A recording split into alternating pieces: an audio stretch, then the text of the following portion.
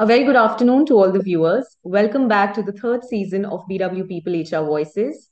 Today, we are kickstarting this season with a very special guest, Ms. Amrita Padda, the Chief People Officer at Bharti Airtel.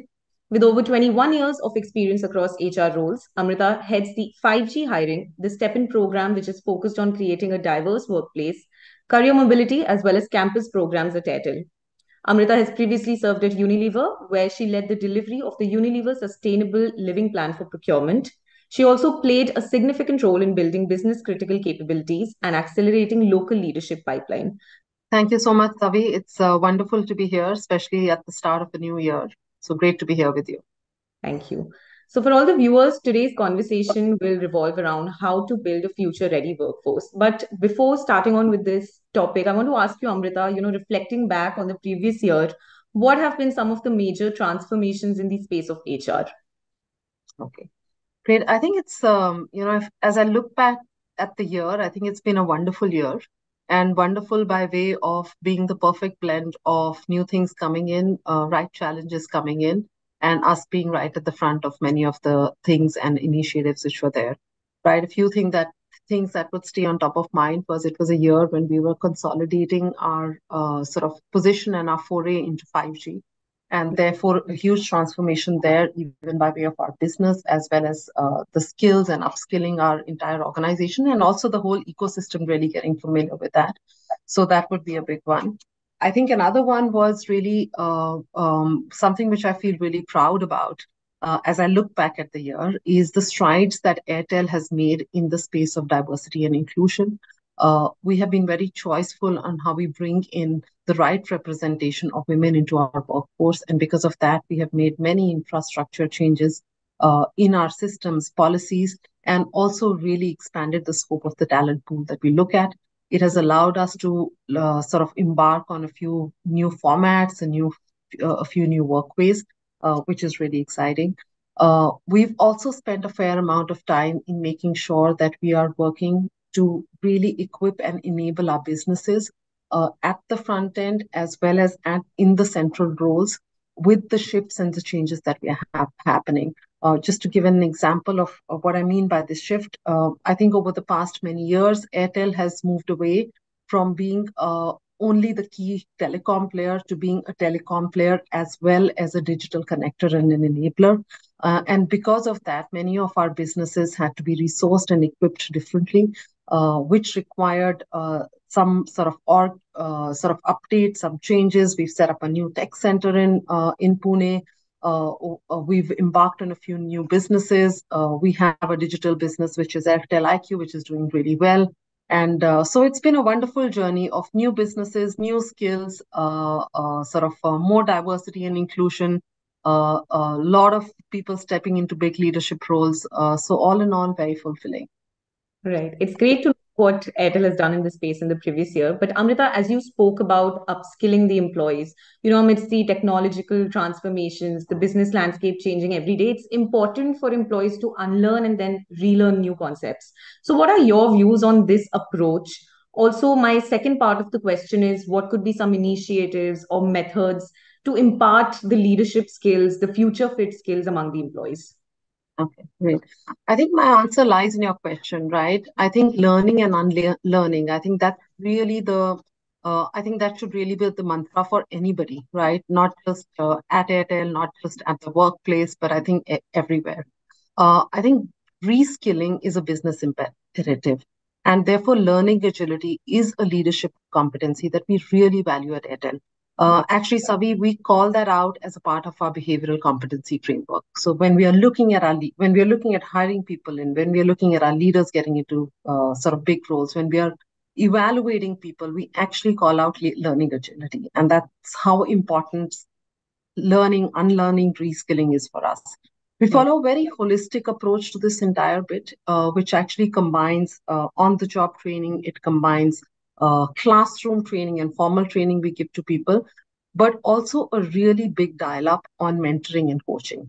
We strongly believe in leaders building leaders, and therefore we have this kind of what we call our sort of holistic wheel of sort of learning, which is there, which takes all of this into account, with the focus being on all three pillars together and separately, which is functional skills, business skills, and leadership skills. Our Right. career principles also really call this out and emphasize that people are actually really going through learning experiences. And sometimes those experiences are roles that people would really need to go through, right?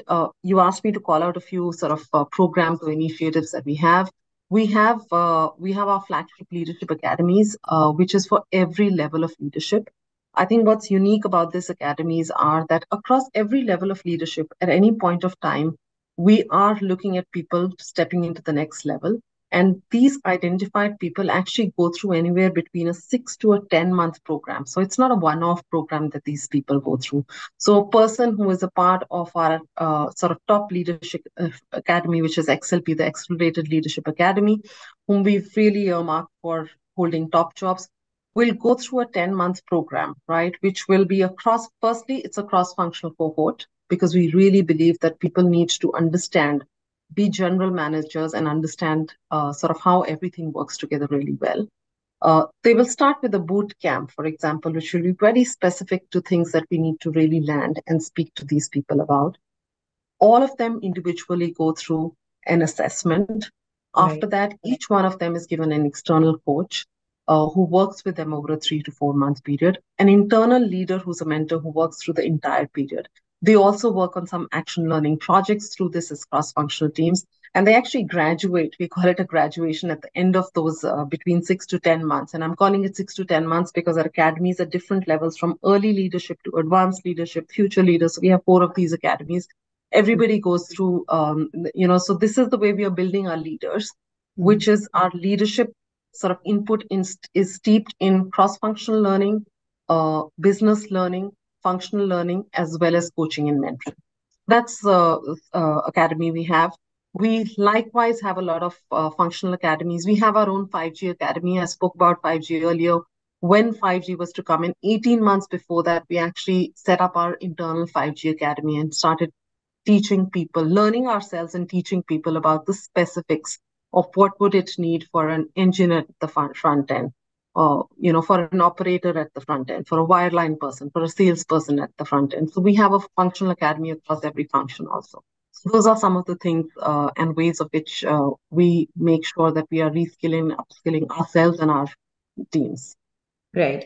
But if you look at the Gen Z employees today, Amrita, they are looking for multi-functional roles within Right, the organization. They want right, internal mobility. They want to explore new roles. right, What are your views on this approach? How can the organizations encourage right, this? Also, how is it beneficial for employee development and also retention? right. So I think what you're speaking about is really transdisciplinary careers, and probably you're taking Gen Z as a peg for that, Savi, and that's wonderful. And I think it's something that I'm not from Gen Z, but we are also learning on how to be work across multiple ecosystems. So I Right. think transdisciplinary careers as well as career mobility is not just our key strategic strength, but also a part of our DNA. And I say that because even if I look at our business model, we are a company which has expanded its scope and impact from a telco to be an end-to-end digital services provider, Right. right? And therefore, our DNA, which is around enabling people to think beyond boundaries and to be limitless, is really what our career proposition is and what we live up to. And therefore, it's a part of our business, it's a part of our DNA, and it's also what the talent sort of requires. And therefore, it sort of fits in really well. I think why is it important for a business and why is it important for a person? Um, if I look closer at the Airtel business, right, customer obsession is a value that we hold really close to our heart. Right. And with increasingly a very omni-channel, a diverse customer base, it's really important for us to build in talent that understands the nuances across products, across geographies, and across channels. Mm. And our career mobility and this transdisciplinary approach has really helped us build leaders who have this holistic experience over the years, which Right. then helps them be effective and lead businesses well. Be it our flagship campus programs where we bring in people and take them through this experience, building in a pipeline for our top jobs. This width and breadth of experience and building in an ecosystem way of thinking is what we've really been focusing on, and it really lends itself well to the business needs as well as the talent needs. Yeah. So you mentioned building a pipeline of leaders. For that, evaluation comes into play. If you look at the evaluation process, traditionally it was done, on an annual basis or on a quarterly Right. basis. Now it is more continuous. So I want to understand how has the process evolved over the time. Also, what Right. role does feedback play? What role does the performance assessment play in building this pipeline of leadership? Okay. Savi, I'll take this question probably business back, right? Which is saying that if you really look at businesses today, businesses really need to make sure that they are on this continuous cycle of evaluating what the customer needs and really building it into their process, right? Because that's how fast the customer needs are changing and that's how fast businesses are needing, right? And knowing what needs to be done and having the ability to do a retrospective of what we do in our roles, right? And pivot as required is as key to performance and performance assessment as it is to business assessment. And that's really the approach on performance management and performance assessment. Therefore, just as in business, an individual performance and development needs to follow that entire cycle of plan, do, check, right? Upskill, repeat, right? Right. And that's the way we really take forward our performance and our assessment process. I think it's really important for us that we have a culture of an always on feedback, Mm. right? And our holistic conversations, we call them our holistic conversations, which we also do on sort of a timed basis, because while we have an always on approach, we also want to make sure that there are some mandatory times at which these are being done. Mm. These are really centered around our behavioral framework, the career plans that people have, and the career paths that they should take, and of course, the performance assessment also. So, Mm. therefore, it's a sum total of, and that's why it's holistic. It's the performance, it's the career, and it's the behaviors. This really ensures that feedback is happening sort of real time, Right. and there's a greater impact to the person and to the business.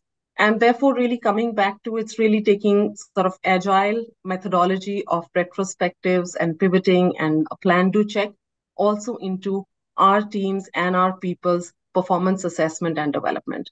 That's the approach that we are taking. But as a CPO, I want to ask you personally, what kind of skills do you look for in employees who you would want to take on leadership roles in the organization? Right, right.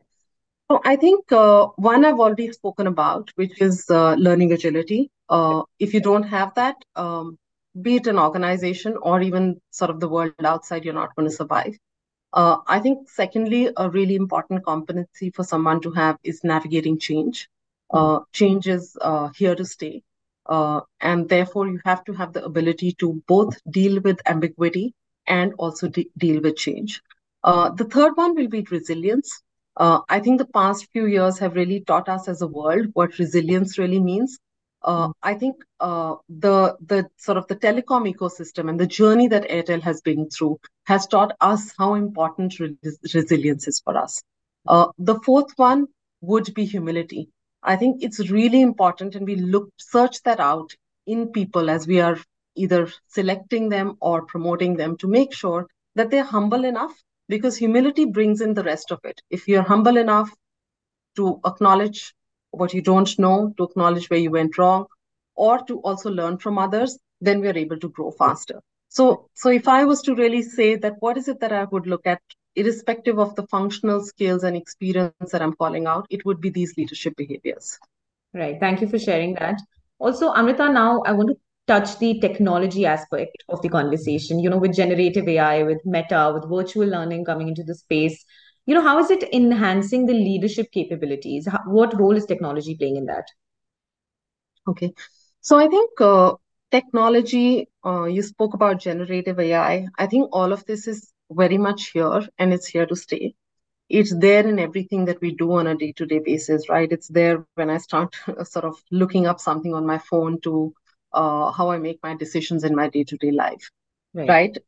I think at the back of it is something that, as an organization, as against as an individual, when I use AI or technology, as an organization, when I start to use I think what I really need to do is I really need to make sure that I have good systems and processes in place, and Hmm. that I have my data and my data lake is in order. And that's where I need to do the real hard work, because any AI is as good as what it's based on and what it's backed on, Right.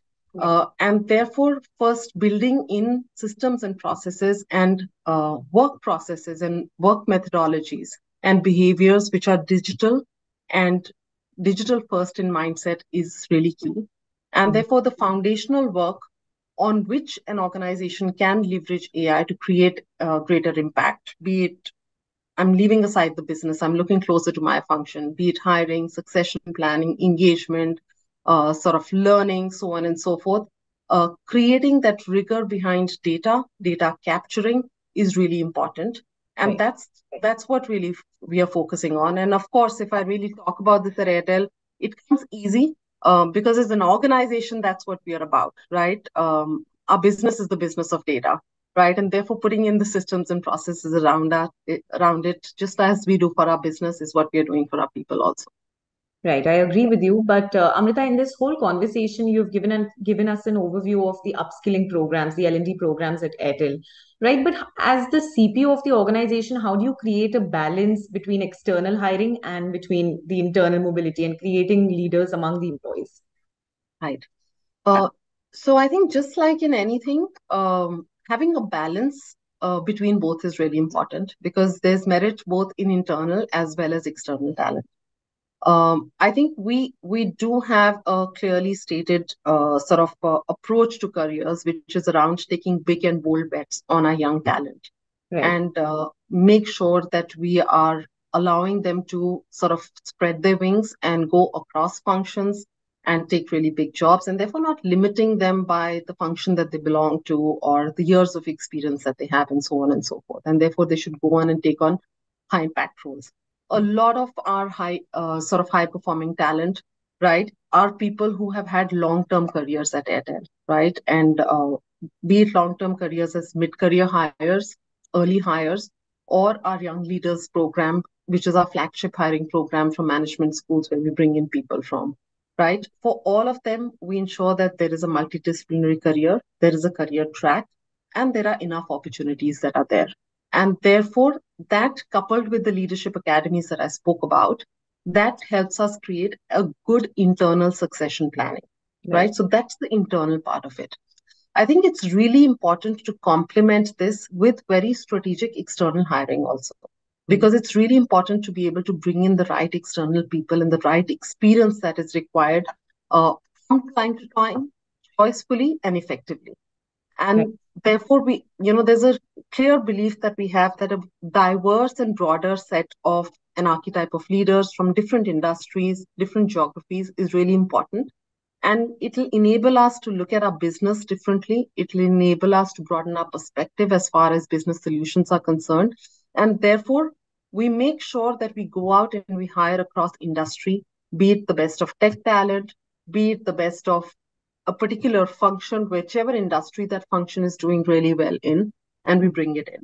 Right. And therefore, we are choiceful on both internal succession planning as well as external hiring and bring it together to create a really good blend of internal and external hiring. It's great to know. Another hot topic in today's world is sustainability. Employees Right, today, they are very environmental conscious, even when right. they want to be recruited by an organization, they look at what the organization is doing environmentally. What do you think about this? Is this actually happening? Have you encountered any such situation?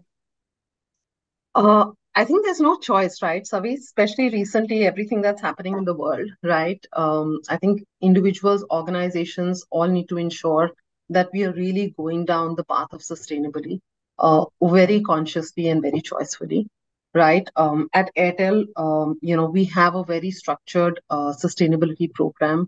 We have an ESG committee which is there. We have huge opportunity to work on it because we are a really big infrastructure provider for the company. And therefore, right from programs on how do we ensure that when it's around our networks and how our networks are powered, and how do we change the sort of the mix of power which is there, whether it is solar power to DG power, we're changing the mix to more eco power, uh, to making sure that our offices and our footprint in our offices all across is really world class, and therefore we are always striving for the better and better certification, external certification also, be it the Leeds Gold or the Leeds Platinum certification from our offices one by one, to ensuring that as individuals also people are really thinking sustainability, Hmm. and whether it's sustainability in actions, on how you use things which are reusable, to on how, how often do you travel. We are choiceful about saying, front end people should travel, but other people should not travel if it's not required. So I think across sort of the length and breadth of the organization, whether it's big actions with respect to using solar, to small actions at an individual level, to using less plastic or less travel, we're very focused on sustainability. Well, it's great to know what Airtel is doing. Most of our viewers, Amrita, they're HR professionals, they're leaders, they're employees. Lastly, I want to ask you, what are some of the HR trends that you foresee for this year? Okay, great. I think if I really look at the upcoming year, I don't think it'll be very different from the previous year, which means that we will see a lot of new, right? We will see sort of new sort of formats and organizations sort of coming into the marketplace, where data and AI is used more and more often. And therefore, as an HR function, we have to get more familiar with how do we leverage data to and technology to create personalized and bespoke experiences for our customers, which is the employees. So I think that's something which really needs to be done in HR. I think making sure that we have personalized careers for people, and therefore further super personalization is something which is going to be a continued trend, and which is going to be an ask which will be there. So I think that's the second one to look at.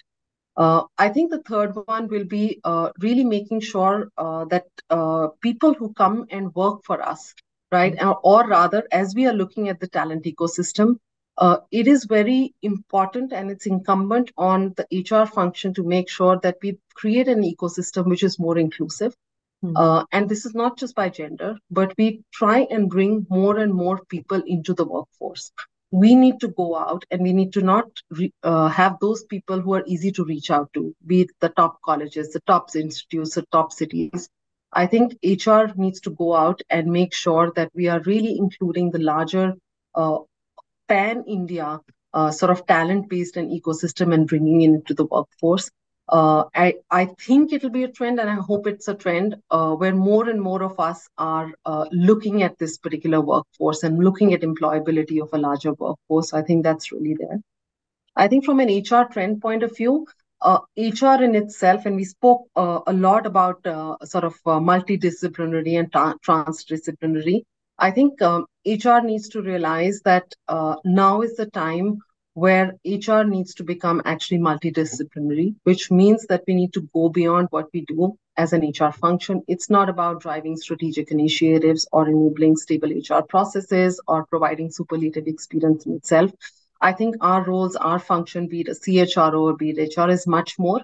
It's really about being a business leader, a leader who has the ability to look at various parts of the organization internally to be able to align the strategic goals, and also to look outside and understand the industry, the talent sort of landscape to enable our organizations, our teams are future ready. And therefore, teams are enabled, equipped, right skilled, and therefore I think a lot of work on sort of reskilling which has been going on, but a lot more to be done by the HR function in this space, which is really transdisciplinary for us.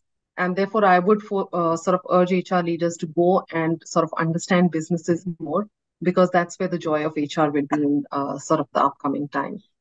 Well, thank you so much for sharing these insights with our viewers. Thank you once again for joining us today on our premiere episode. Thank you, Amrita. Thank you, Savi. Great talking to you.